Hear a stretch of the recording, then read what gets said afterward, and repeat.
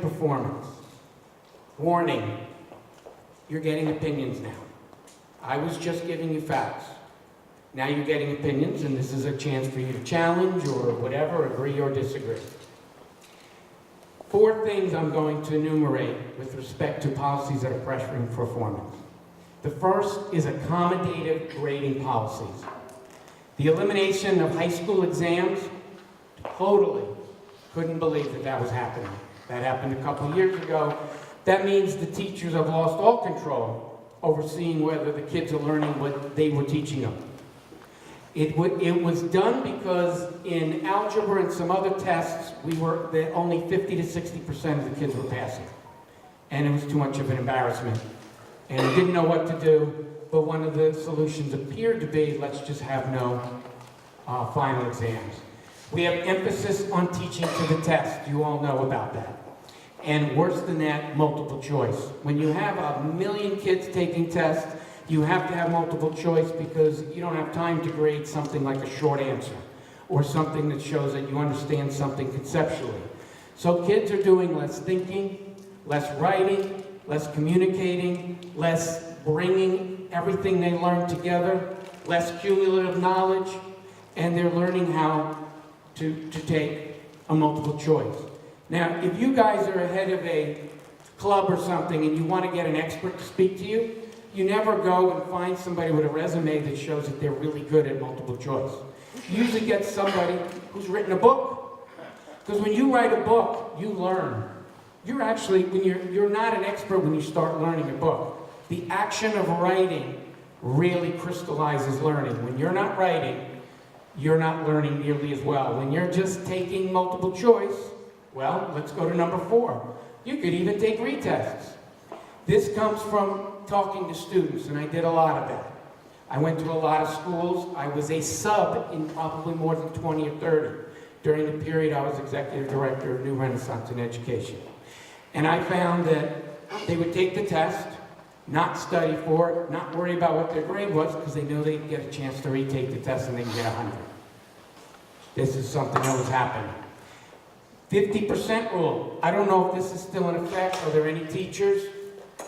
Is it still in effect? It's still in effect. If you appear at an exam and you sit in your chair, you got a 50. I'll tell you what happened. I'm not going to tell you what happened in my class for now because I just want to get through this. But I didn't do that. And it was a very interesting story I could tell you. But can you imagine? You start with a 50, which really helps. If you know nothing, it's better than having a 0. And then semester grading policies, which I don't even think I can explain correctly. But you have semesters, and you used to have the final exam, and it just seemed like BBA equaled A, ABB equaled A, and whatever it was, it led to grade inflation. And I know people very close to me who had 4.3, 4.37, 4.45, and of course the colleges don't even pay attention to 4.4. They wonder what's going on when somebody can get a 4.4 out of a 4.0. I have a thing called What Do Students Say? You need to talk to the students, what do you think of their grading policies? And you'll get more common sense than you could possibly get. And they know what's going on. They're matter of fact about it. And they're just plain, all of these policies promote gamesmanship. They know how to do this. They know how to get the 4.2, what it's studying as little as possible and knowing as little as possible. These are accommodating grading policies. Go back because I want to do, well, you don't even have to show it, but accommodating discipline policies is the second thing. I don't want to delve too far into this, but there's not a single teacher you can talk to, and if any teachers here, please let me know, that say discipline is on the upswing. Not one. And with the cell phones, it's gotten much, much worse. And if you talk to students, and I don't mean the ones getting straight A's and never get in trouble, if you talk to the ones who get in trouble, they say, it's too easy to get in trouble. Nothing happens to you. So they're even agreeing. And I don't think they don't want to get away with getting in trouble, but that we could talk about later. So accommodating discipline policies is number 2. Number 3, admissions overload. Those are the numbers. I'm not going to read all those numbers, but since 2008, we've been adding 3 classrooms per school per year. Now we're adding 4.5. We're 4+. We have nearly 400 portables, and the 4+ rooms requires, I think it was another 20 portables a year. We have an increase in students not prepared for traditional schools. One of those would be people who don't speak English, and they're thrown into classes where people are speaking English. Unfair to everybody. Unfair to the children in the school, unfair to the children who don't speak English who are put into those classes. The disproportionate impacts are enormous. And I'm going to say, as an opinion, the parents who send their kids to schools that are getting the most increase in student population and the most that are not ready for traditional schools are not asked whether it's okay that we're sending these kids there. They're upset about it, and they don't know what to do about it. The people sending the kids there never have kids in those schools. Misguided solutions and wasted spending, I don't want to get too deep into this because I can go on forever, but I bring up special programs. We have more than 40 programs to help minorities in Montgomery County. I can't even name them, can't even find them all, but I know. And I found about 25 of them. We don't know if any of them are helping. They do sound good, but I'm going to give you one. Summer remedial classes. Every year, more and more students go there. We don't know what happens after they go through a 6-week program that undoes all the failing that they did for 8 months.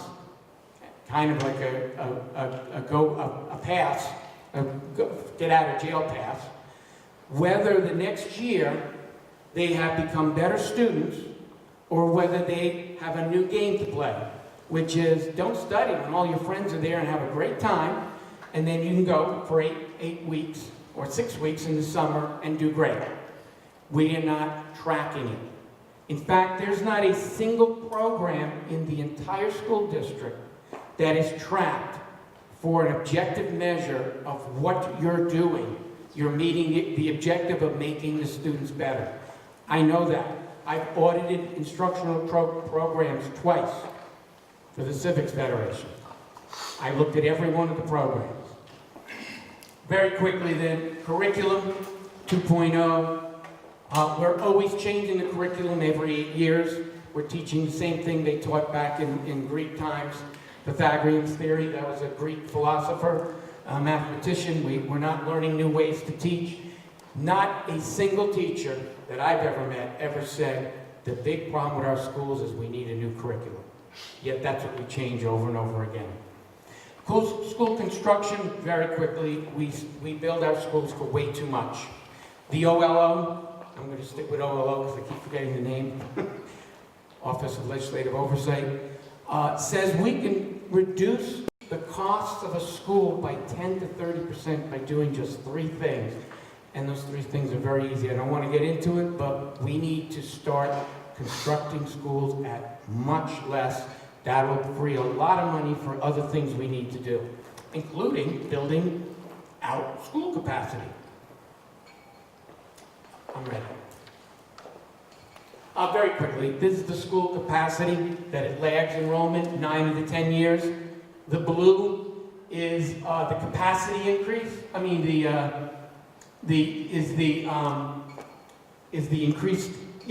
increased capacity, and the red is the enrollment change. 9 of the 10 years, the number of new children exceeded the capacity that we've increased in the schools. And the one year where it was good, 2012 and 13, gets wiped out by the year before it. So we have 8 other years